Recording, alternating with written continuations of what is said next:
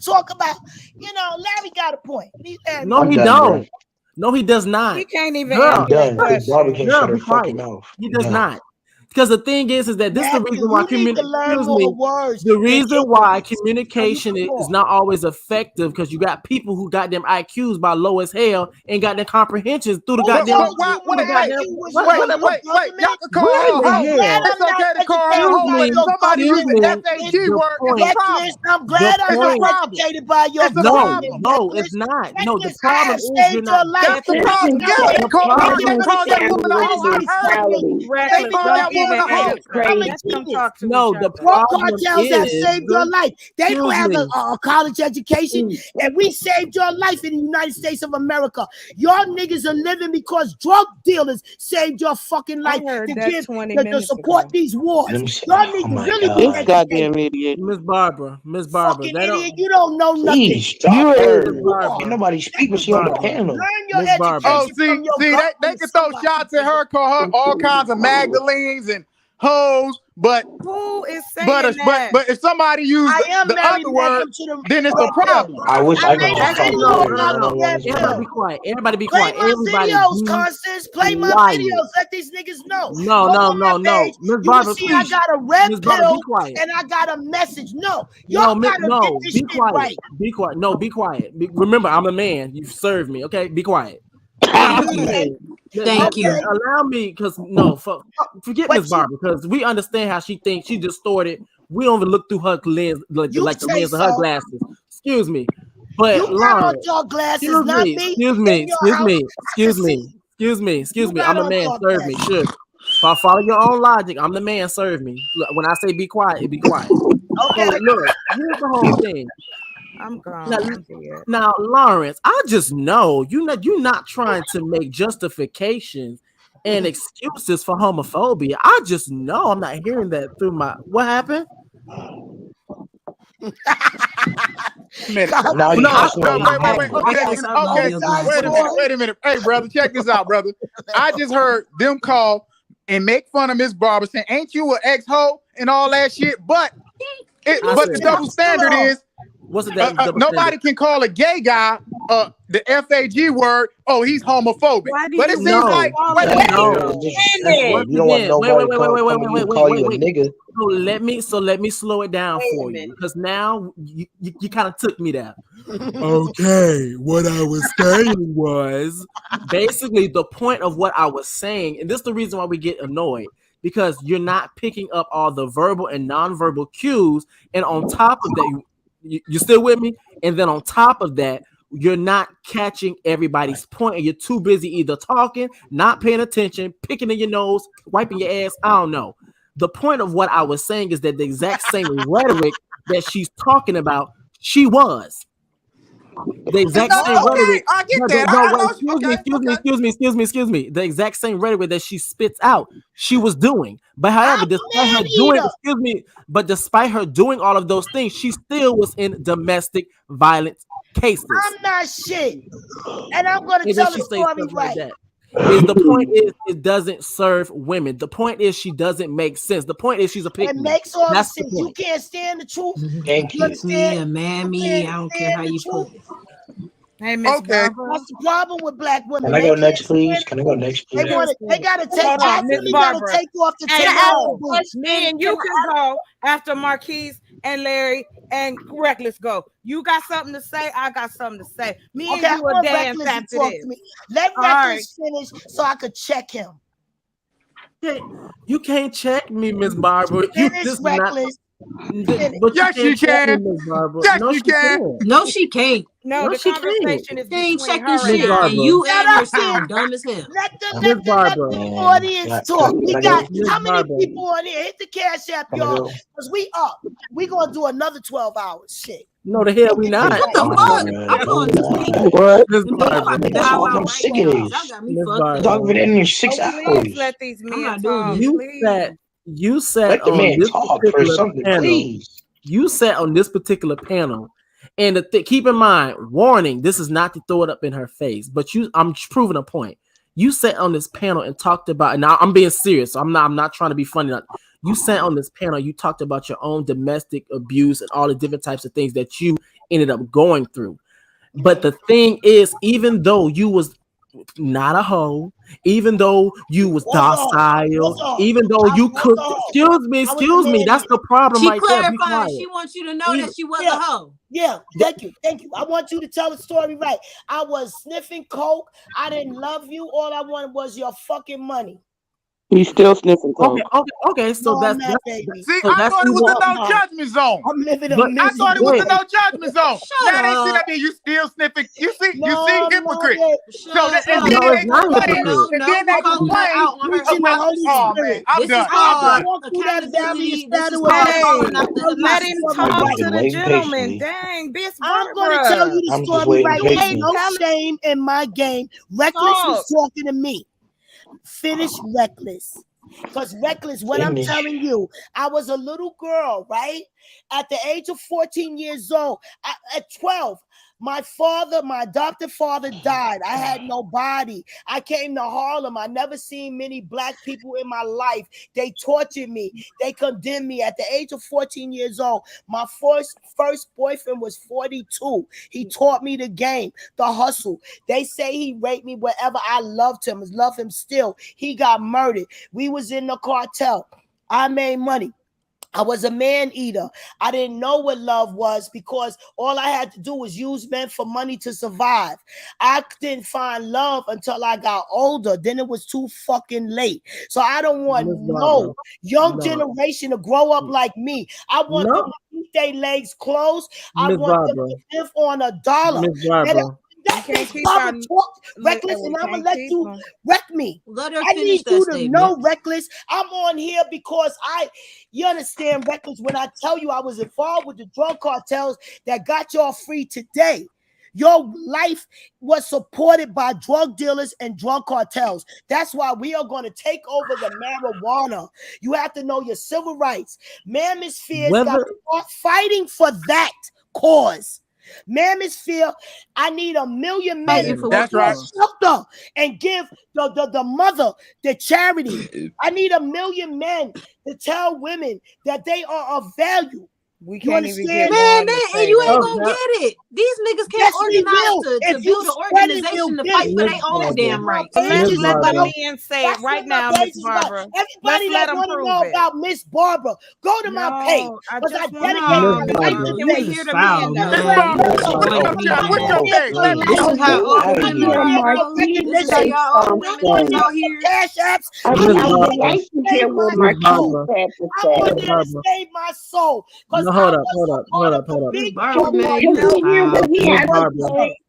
Miss Barbara, out of all things, let me tell you this. That's why I'm gonna put you on the show, Constance. Wait, Miss Barbara, out of all things, I want to let you know because you did mention that you found love, but it was too late. Apparently, you didn't find the appropriate love, which was self-love. That's the reason why you're able to accept all the things that you are accepting and why you even think that it's even okay. Now, it would have been okay if that was just the agreement that you and your husband, you and your man decided to do, as in having a poly relationship. But however, once again, it's so funny. It's so funny. Wait. It was so funny because that was a comma, not a period. That was a comma, not a period. Once again, that was a comma, not a period. I was in the middle of the breath. I was not done. You're gonna stop with your pussy and dick is mine for the rest of the life. You're gonna stop that shit. What are you talking about? You just dictated that shit. I'm trying to tell you, Reckless, you are with the traditional relationships like the white man taught you. The government taught you. So no production can be made.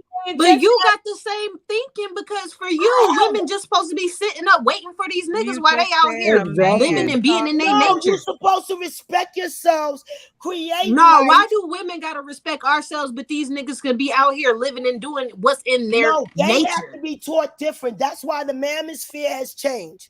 No, it hasn't. I like hearing that. Who just spoke? I like hearing her voice. What changed? AS is gone. People are going to start telling the truth now about this man. No, Hey, where Venus at? That is a long time where from Venus now. at? The damage is already done. It is a lot of shit to undo. Every day a person can get redemption. Every day a life can change. Every day. I want to hear from the other older lady. I want to hear from that other Let me older tell lady you on what the the men panel. going to have to do. Let's make some sense. The men are going to have to start changing the child support laws because see, here you go. Miss Barbara. Yeah, baby. Barbara. Talk to him. You gotta hold them accountable. You talking about Talk to him, baby. No, like everybody need to just be quiet. Say a bit, Don't mama. say Say nothing. it, mama. Let them got me I'm not mad wasting my now. energy. I'm not wasting my energy. Miss Barbara. not even funny. Let me talk, bro. Let me talk, bro. You know what pissed me off? Oh, Consciouztv. Nobody I need everybody to be quiet. I'm Conscious, I about to want get people out. to be identified as members. You have to start This shit been charging giving us me headaches, man. $3 a month. I'm gonna raise my limit Members. before I go No, out. Like, Conscious, for you real, got to for put real. the $3 a month. People that support you, you got 33 subscribers. We have to start paying you every month to show you that we love you. We love that you on for 8 hours. No, I need everybody to be quiet. Everybody. Miss Barbara, you haven't stopped talking. I'm talking Miss to Barbara, Miss Consciouztv Barbara, because I what woman don't know hurt how to you that you DM think them. we deserve that? Why would you think we deserve that? Children. Consciouztv, I want him to charge $3 a month for his members. I want She to be doesn't have identified self-love. as a Mental member. health is I don't want to be necessary. identified I get as everybody just coming on his panel. I want all his 33 subscribers to give him $3 a month. I said it, I meant it.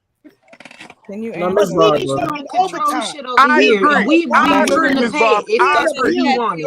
But that's not what we here for. No, that's what we here for. We here Okay. to build up this kingdom.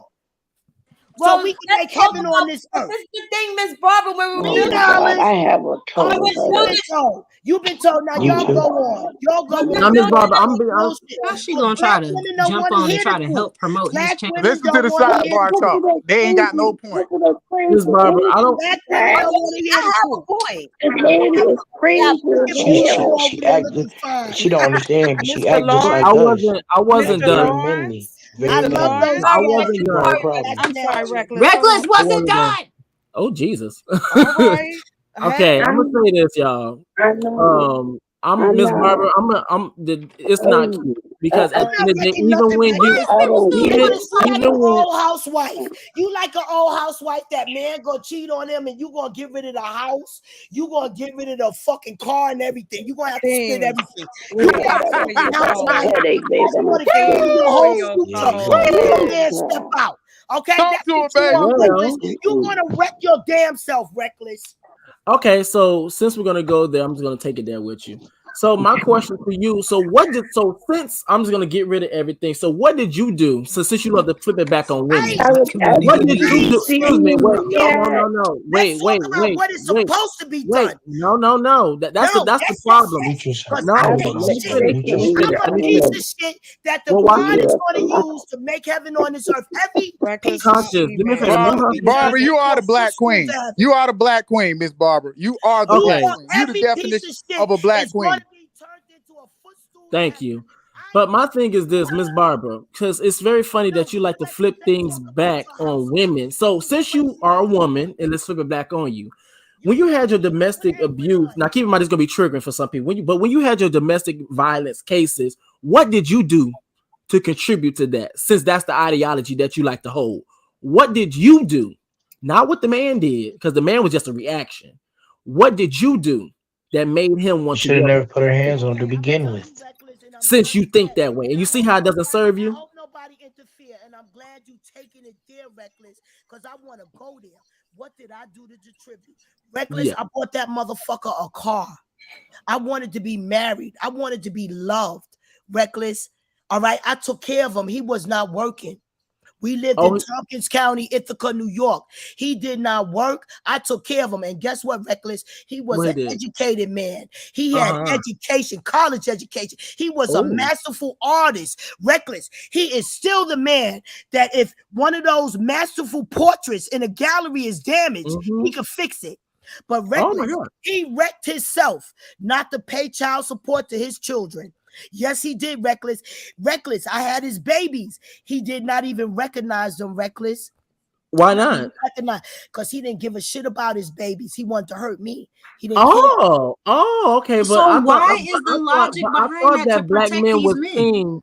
But I thought black men were kings and all the different types of things, and you did everything. You took care of him. You helped him get back on your feet. I don't know why you arguing the with next that, thing that you know, girl, that doesn't make no sense. But anyway, I'm done talking to you. I kind of want to get to Let me I finish kind of want to telling you get the to story. Lawrence because he's kind of in the background hyping you up. Reckless. Excuse me and take your cape off. Take your cape off. It's not I hear don't the want to talk to you pain no of more. a black woman. Because I'm going to tell you real. I survived that nigga. Stop I helped protecting that yours, nigga. Miss And Barbara. right now, that Stop nigga is a protecting piece him. of shit. Why? Because I would not be with him. because I left him. And right now, he never developed himself. Right now, to this day, his children are 21.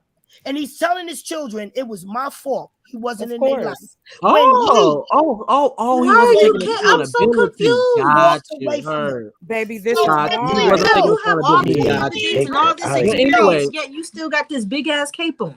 No, because I understand mental Why? illness. Because she empathize with black men. Thank you. No, yes, hold up. No, Lawrence, come to the forefront. They don't want to be empathized.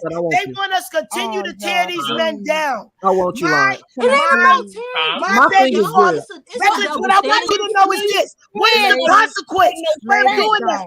What Get is him, the girl. consequence? Get him, girl. Everybody's gonna shut up. Reckless, put Get him, girl. back on the screen. Put Reckless back on the screen. What is the consequence? Right now, he's begging his daughters. He's begging his daughters to love him. He's begging his daughters, and they won't. They shouldn't have This can't be life right What now. is the consequence? Miss Barbara. I need you to Miss Barbara about her personal life. I need you to know that right now that same man is mad that his daughters don't love him. Notice what they do, because I teach them to love him. Miss Barbara, here's the thing. Miss Barbara, here's the thing. I need for you to listen to me real clear. Okay. Why should children have to go through that? They shouldn't have to go through that. Because they're alive. They got to get over it. They got to change it. They got to change it. You can't. There you go, baby. Reckless, I want you to know. Actually, no. I want you to know. Miss Barbara, that talk to man me. tried to Please stop use talking to me. me. Stop, Reckless. Listen. No, they stop to use me. Mute her. Because I don't want her. I'm because right now I'm messing with her. Please, Reckless, please get her. I don't want Reckless, because I was trying to really go after Larry, but I can't because Miss Barbara always trying to protect me. I want the queen bee. Lawrence, come to the forefront. I want you. Please. Because the thing is that you in the background sitting there laughing. And the thing is that I actually, at one point in time, it has changed now. At one point in time, I actually thought you actually had a little bit of sense on your head, like, on top of your skull and within your skull or something. But however, it's not looking like that. So my question to you, and this is going to be an honest question. As a heterosexual black man, if you had the complete control power to do anything, what would be your definition and your picture for black queer people, black trans people, and black women? What are our place and what are our roles? Well, first of all, you're talking about 2 or 3 different dynamics. A black woman and a black trans man, they're not the same thing. I'm talking about the black community in whole, because the thing is that everybody's having the same experience. So with that, with that being said, we're gonna give you everything you want. We're gonna be so submissive, and you guys have all the power. Wait. Since we're gonna be completely submissive, we're gonna allow you to leave. You never heard submissive come out of my mouth. You never heard submissive come out of my mouth. Did you hear submissive come out of my mouth? Oh, my bad. I'm so sorry. So let me change up the language for you. We're gonna allow you to lead. We're gonna allow you. You never heard me say, listen. Oh my God, he gonna pick on every little word you say. Listen. Can I talk? Okay, the initial question that you asked is what would I want the black women, trans, and queer community to be, right? Yes. Now, what I would want everybody to be is non-judgmental, because I did see some judgmental language coming from that side against Miss Barbara. It came against me earlier, but I heard when she said, I heard y'all bring up, oh, she was a hoe. Yeah, you was a hoe. She brought up. Wait. This is perfect. She might have mentioned it in another live stream, but somebody reiterated it as a statement to demean whatever she was saying. So what I'm saying is, I would like for people to be non-judgmental on both sides. No, okay. Once again, you're missing it, and this is the reason why we're kind of like, and you probably should stop talking and stop cheering people on, because you obviously have to go back to the book. Hey, y'all people come in and cheer y'all on against me. Tell y'all people, okay, y'all people come and cheer you on when I was talking earlier, right? The thing is, when the rabbit got the gun, it's a different story. No, the thing is, you're not catching everything that's going on. Because I was the one that brought up her being quote unquote an ex-hoe, former hoe. Because the thing is, she's condemning hoes. She's sitting up here talking about, when you have your man, you're supposed to be this, that, and that, and the third. But she did that exact same thing, and she ended up with 2 black eyes. So I'm trying to let her understand that she did exactly what she was supposed to do, but yet it didn't end up well. She did exactly what she thought was the right thing, but she's standing there with 2 black eyes, looking like a motherfucking raccoon. She did the exact same thing that she thought was supposed to be the ideal black woman, but however, she still got shitted on. So I'm trying to see. Wait. Being a hoe is not the ideal black woman. Being an ideal black woman is that submissive woman. No, the thing is, but once she again, wasn't you're not being catching an ideal black woman. She was being a hoe, like she no, said. once again, And y'all no, condemned her. you're not catching it. You're Can not I ask catching it. him? Hold on, please, Because y'all. you're not catching it. Lawrence, can I talk Here to come you your for a cheerleaders. second? Here come your cheerleaders, No, right? no, Go ahead, no, baby. Go ahead, though. Go ahead, cheerleader. Go ahead, cheerleader. Go ahead. You can go ahead, cheerleader. But she can't have none, right?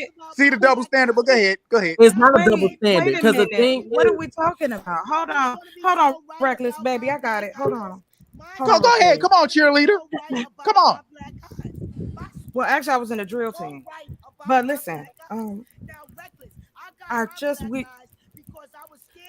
what do you want black women to do? I just want everybody to be non-judgmental towards. There's no way for that. How you know? There's no way, because we all judge. The definition of judge, we have judges. Well, what the hell they talking about? Folk can't call folk homophobia then. That's not the same thing. You're conflating 2 things. No, see, there you go. That's because his lack. That's because their lack of comprehension. No, there goes the cheerleader.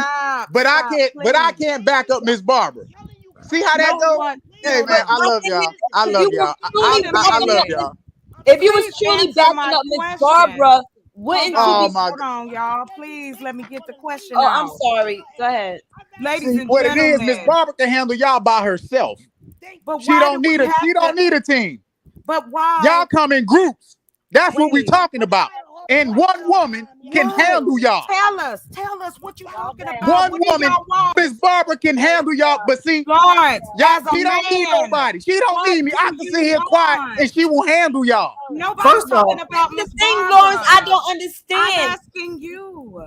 What do y'all want then? Say something, sir. Represent Well, your you know what? men. I want hey, everybody do one does not judge the other. Let them. That's not true. That's God. Delusional. Look it up. Oh my God. Come on, like that's stupid. I'm sorry. Well, I don't know what else to say then. I don't know what else to say then. Okay, that can't happen. Lawrence, I'm sorry, what y'all. it I'm is. triggered. I'm triggered. Hold I'm so on, Reckless. triggered. I'm so Please, sad. I'm so y'all, triggered right now. please, stop. Reason being, I'm We sorry. Reason we being not that gonna does get not there. make any sense. Wait, I know it don't make sense to y'all, but we as straight women have been dealing with this for years. So please let me answer this man's question. Okay. I don't need no cheerleaders, baby. We're automatic cheerleaders for each other. You don't do anything in this world alone. Not nothing. If it wasn't for the people that went to turn on the electricity, we wouldn't be on the internet. There's always pieces to everything we do.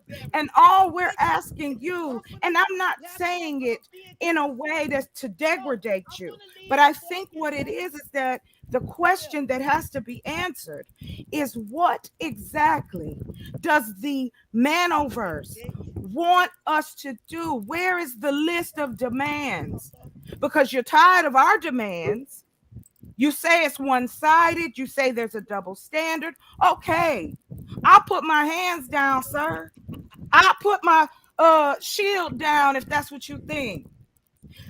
Tell us, please. That's all I've been asking you all night. Ma'am, I listen. I'm like this. I live and let live. I don't judge no one. I let whoever be. So everybody's different. That's how I am. If I wasn't like that, I wouldn't be on this platform. But that's not what we're I don't talking judge. about, baby. I'm you here for the have to conversation. judge. But You I can't speak for everybody, baby. I can't. Why not? You're a black man. Why can't you speak for nobody? Speak for yourself. Why you single? You married? What you want? What that got to do with the conversation? It has a lot to do, and I'm gonna tell you why. Oh, because it's a mix of both. The flowers do not have to argue with the sun. They know what to do. Nature's all around us, but yet and still we want to pretend we're individuals. If there wasn't a problem, we wouldn't be having this conversation. That's true. I can't debate with that. I can't debate. Hey. I don't need you to debate. I just want to ask the question. What are you men doing? What is the manosphere doing? You go over there and why you put me in the manosphere? Why you put me in the manosphere? You said that earlier. Hello. Listen. But why you put me there? You don't go over there. You don't right subscribe now to anybody. He mentioned his association earlier. Yes, of course. Okay, let's go there. Follow me. Stay with me. I'm subscribed to the Manosphere. I'm subscribed to Think Media. I'm subscribed to Consciouztv. So I mean, Lapeef, I follow hip hop. I follow it all. What I'm asking you, stay with me, because you there. Just stay with me. What she talking about is not Larry, though. Nah. That's not Larry what she talking about. Larry, I support you big time, and I know damn well, and I'm talking because I'm a mother. I'm not going because I don't want to do, but I know damn well you don't support nobody treating woman wrongly and thinking it's okay to run out on their. Well, I know Larry. That's not Larry. So Larry is taking her side just because there's a lot of us. And he don't want to make it seem like she's the only one speaking whatever she's. But Larry, love you, boo. But I know darn well you ain't for that. Who's that? Who am I speaking to? Who's this? Refuse to lose. Well, I'm on your channel quite often. Okay, yeah. I mean, because at the end of the day, they gang me. You know what I'm saying? And they gang me. You know what I'm saying? So I feel like I understand when somebody's being ganged. Listen, I wholeheartedly support Consciouztv and them, because the first live, they ain't showed me no type of disdain for being straight. They asked me a few questions about my son and what if he was this, but they showed love, you dig? So you know what I'm saying? Yeah, you're right. I know you got girls, and I know there ain't nobody putting their motherfucking hand on your girl. But let's also keep in mind too, he probably only does that because guess what? They belong to him, but he don't do that on a regular to any motherfucking everybody else, every other black woman. So I don't want to hear none of that. But with that being said, wait, slow down. Wait, clarify that. What you saying, boss man? Black men, and now I'm gonna generalize, and I dare bitch to check me. Black men sit up there and want to be very selective about black women that they want to protect, but however they expect black women, black trans women, black trans men, and black queer people to be on the front line when one of they motherfucking asses sitting up there got shot by the police. I can't argue with you, brother. Hey, that's a true fact. Y'all do be up front. Y'all, hey, let me tell you something. Hey, I'm gonna give you credit. Hey, when I seen the video with the gay folk were doing to them police in Atlanta, throwing bombs and shit at them, I was like, God damn, boy. But how do you think that's how everything is being forwarded? But nobody wants to fight. I think that's what y'all think, that all black women want to fight. I'm tired. Bro, I'm tired. Listen, I watch my mom. I watch my aunts. We all got the same story. Right. And it can't be that we making something up. There has to be. We have to deal with it. We can't keep running. Nobody is coming out the sky to save us. I don't understand why we still holding on to these old ideals that haven't done anything. I asked you a direct question. I said, with the men that you have talked to, with the men that you are following, are they discussing how they can build something? Is there a hotline for young men to call? I think a lot of see, and here comes the kickback, but I'm gonna say it. I think a lot of black women is lacking male role models during their childhood. It starts there, bonding with a man. Oh Lord. Thank you. See? Thank you. Okay, but you can't get offended. Wait, see? Hold on. Hey, y'all asked me. Y'all asked me a question. Listen, please. All right, let the argument go. It helps the algorithm. It helps the algorithm. Go I ahead. don't want to argue, sir. Yay, Lawrence, you got it. You got it, Lawrence. Nobody wants to argue, sir. We just want to be brainwashed. Listen, Even if some of us didn't have men in our households, does that mean that we don't know right from wrong? I never said that. I just think, well, according to women, a man that doesn't have a relationship with his mother, he might be toxic with a woman. So using the women's rule, but applying it to them, then, hey, that's what they say. Yeah, I can say I think. Yeah, let Lawrence answer that question of Miss James, Shamika. That's what they say that name is. Shamika. No, actually, I'm gonna be honest with you. She says, he answered it. What's the ideal of a black woman? He said we were lacking. What the black woman is supposed to be. What Everybody be quiet. Listen. I'm gonna be honest. Listen, ideal black woman. Listen, I'm just gonna be honest. The ideal black woman, it's relative. Every guy wants something different, you know. As for me, somebody that's not gonna judge me, and I'm not gonna judge her. That's for me. You know, we just learn to coexist, accept each other with the flaws and with the, you know, with the good and the bad. That's for me. Called a now, roommate. Okay, so there you go. See, you put words in my no. It could be a wife, but so Lawrence, let me ask you this: what makes a man step off? What makes a man step off? I'm gonna tell you the truth. I can tell you from my experience. Talk. Can y'all shut up? Thank you. I'm not telling grown people shut up. As for me, when somebody, I'm not the type to judge somebody, right? So if they start judging me and I don't judge them, and what I'm doing is not impeding and hurting their life, but they want to come back and what makes them step off, son? For me, that'll make me step off. Now, most guys, I'm gonna tell you, most guys what makes a man want to have sex with another woman? Miss. Well, you know what? Like I said, that's different from guy to guy. Some guys you have all these answers. You've been here on this longer than let him hear. Black women don't want to hear the truth. They don't want to accept the truth. Can we please be quiet? Not this bullshit. Please mute her. She won't allow him to talk. Wait. You asked me a question. You want me to answer the question? Yes. Okay. From what I hear from other guys, and this is before anything else. When I was a barber, you know, guys would tell me their stories. And like I said, all guys aren't genuine. Maybe they just telling me from, you know, a selfish perspective. So I can't really bank on their story. But what I hear is, you know, the women is hard to get along with, and, you know, just stuff like that. You know what I mean? Like, so that makes them want to have sex with another woman. I can't say that. I can't say I think that's a choice. I think that's a choice. Lawrence, I'm asking you a question. Because a woman could be hold on. A woman could be cheating a guy. Wait. You can answer the question. Wait. A woman could be cheating. Wait. A woman could be treating a guy great, and the nigga still cheat on her. But that's right. But why, Lawrence? Why? Some guys might go out and cheat because their woman is not being their piece. Some guys might cheat because they want to fuck something else, and their woman could be doing everything right. It depends on the guy. You know what I'm saying? But I wonder if it depends on the guy, and if it's so separate, then why do we all have the same stories? Because you women don't want to accept the truth. Why she always talking? Take your cape off. I didn't ask Take your cape off. not going to accept the truth that is a man nature to step out. I'm trying to let him stay out because I'm no whore. And he's not sleeping nowhere coming in my house. I want to say this.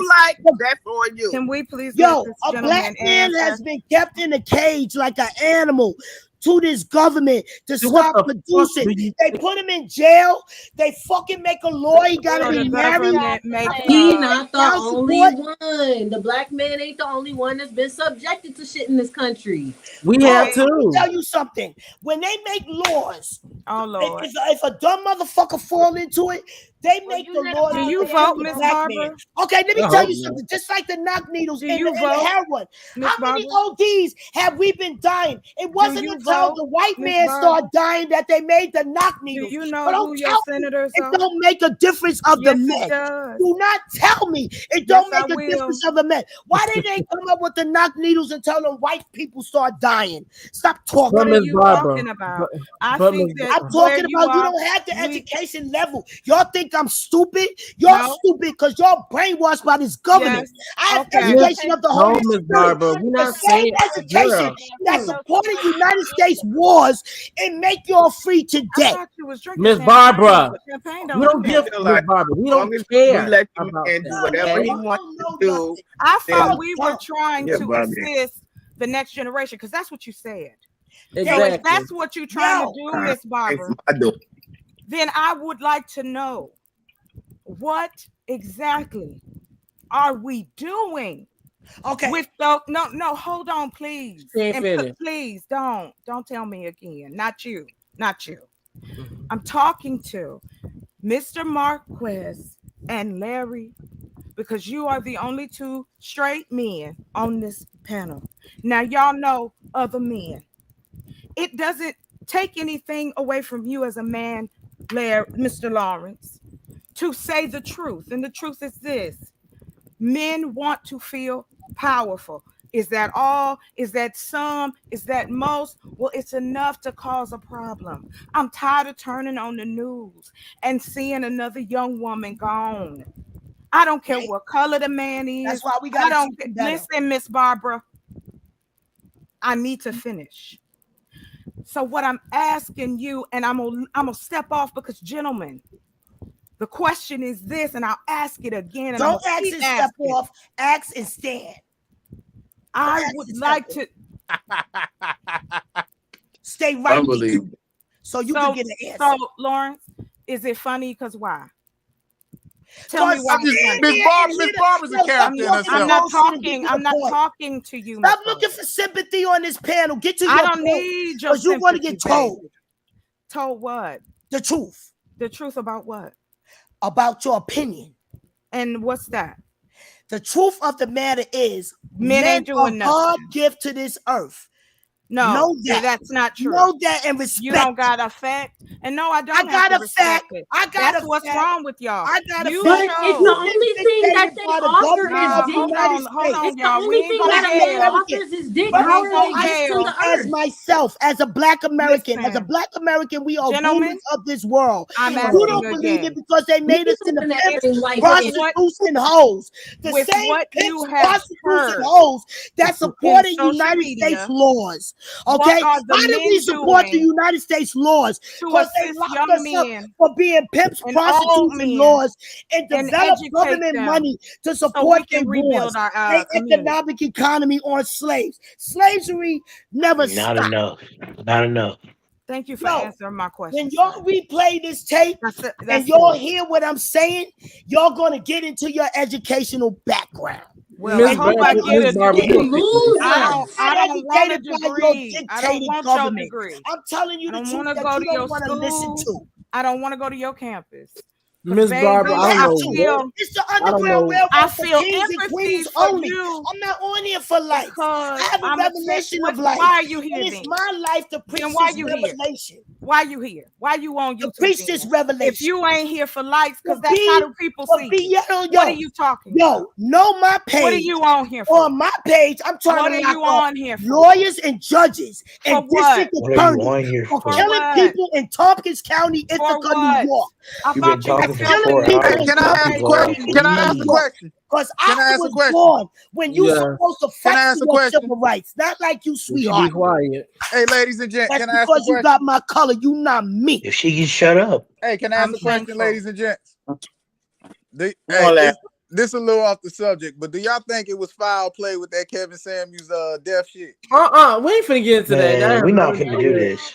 What do you mean? What was foul play? What do you mean by that? Was he murdered or did he just die? Big Shirley.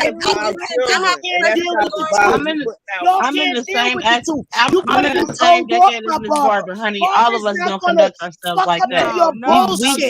We've taken what we've learned and turned that into good, constructive, positive wisdom. She's not a good representation of our generation. Trolls to go. No, I'm not trying to trolls to go. Like I said earlier, I don't know if you were here or not, but a lot of those things I didn't experience. A lot of what I seen in my home, I vowed to death that I wasn't going to allow in my home, that I wasn't going to allow myself to go through those things that I seen my mother go through.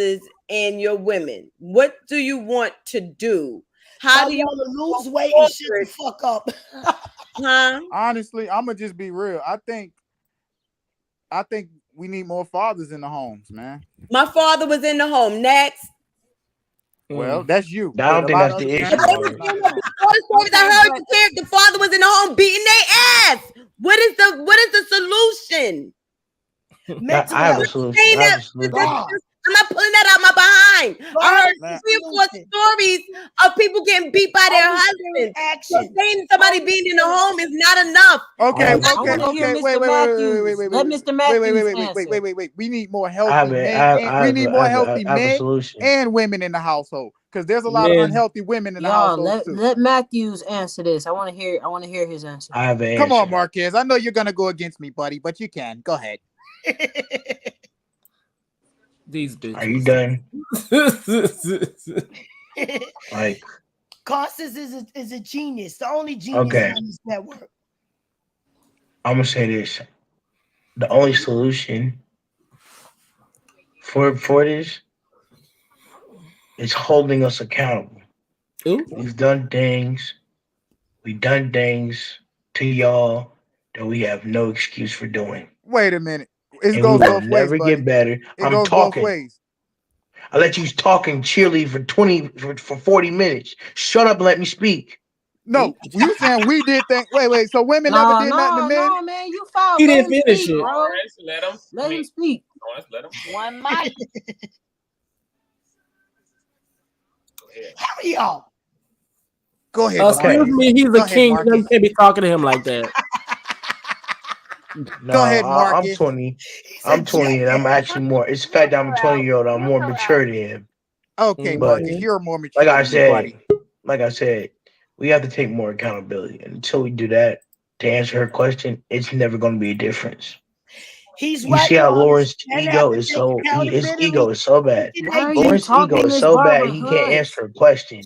Yeah, you He right. can't You even right, listen. Matthew. You Hey, right, see, look Matthew. at him. Look Men at him. have He's to directing take it towards Miss you. Barbara. It's the truth. She's speaking. I'm speaking the truth, and Lawrence, you sound like a panderer. Respectfully, you sound like a panderer. How Miss Barbara was pandering, you're pandering for stuff that doesn't make sense. Pandering to who, sir? Go ahead. Lawrence, let this man talk. The manosphere. And The I'm manosphere doesn't make baby. sense. Keep on talking. Keep talking. The manosphere doesn't make sense. Well, go tell them How that can shit. you Don't sit tell me. there? Go tell But them. you don't want speaking for him. That's the problem. You talk Wait, about no. Wait a minute. But Like he's I not, said, you guys. every guy is different. Lawrence, I know. let this young man speak, please, and hush. Go We ahead, have heard Marcus. you. Go ahead, Let this young man talk. Go ahead, young man. They are the next generation. Go ahead. Hush. Go ahead. Damn. Damn. I was saying, Lawrence, that for us to be better, we have to call each other out when we're wrong. And my brother, you've been wrong since you come on here. As a man, respectfully, you should have put your foot down and told Miss Barbara she was wrong when she was going her Miss rant, Barbara calling ain't wrong to every me. female Just in because this it's wrong to podcast you, bitches. she's not wrong to me. So therefore, you got to do better as a dude, respectfully. Well, you got to do better There's no as a reason. 20-year-old. What you mean, Lawrence? What do I got to prove to you? Lawrence, that's not fair. He did not interrupt you at all. No. It's fine. Barbara, Lawrence, what I got to prove to you, baby. Lawrence? man. All You you are keep the doing next is talking generation. to other You got to people. speak because old heads like that Miss are Barbara, lost. can you He's talk, done please? for. Miss Barbara, You're where the Miss next Barbara at? generation. That is our hope. Where Miss What he Barbara? got to Hey, Miss say. Barbara, He's I a think Miss Barbara's 40-year-old making dude an talking to excellent me point. like he's my age. Mr. That's the problem. That's I why y'all have know a that. problem That's with why him. I say he's Say lost. that, He's young Hey, man. Miss already Barbara, lost. how you He doing? is a Yes. hopeless You're a cause. 40-year-old Say talking that, to me young like man.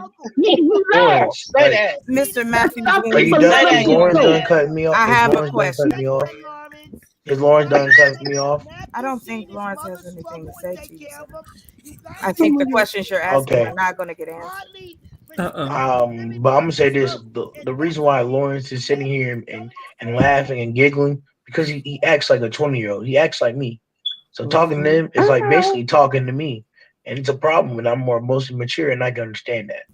Baby, I'm not gonna be wasting my energy on about Lawrence that. because clearly he don't That's care. right. Talk to those who want to listen to you. Talk to those that are like-minded. We spend so much time Exactly. trying to hold on to the stragglers. Let them be. If they don't want to be a part of it, That's let them right, go. kid. Let's work So on a solution. right. What kind of men's group are available for young men to learn? What kind of young groups are available for young girls to learn? And let me tell you where they should go. Let me tell Yes. you where they should go. A lot of these heterosexual, or especially men like you, Matthews, you sound like you got a good head. Man, you sound like you're a good dude, and you're on the right path at least. You need to place yourself in places where typically you wouldn't even see dudes like yourself, and that is in a lot of organizing respectfully, that's never spaces. going to happen. I'm gonna have to respectfully. I'm gonna have to do it on my own way. I can't I have to agree to with other you, Mr. people. Matthews, because I'm gonna tell you something. Every turn when you try to go against the grain, and again, I'm gonna say it again, the same mindset that Miss Barbara and Lawrence and the Manosphere and Fresh and Fit and Kevin Samuels and Shahrazad and so on and so forth. There is fear in all of what you're hearing. Men, yes, to Reckless's point, he answered the question.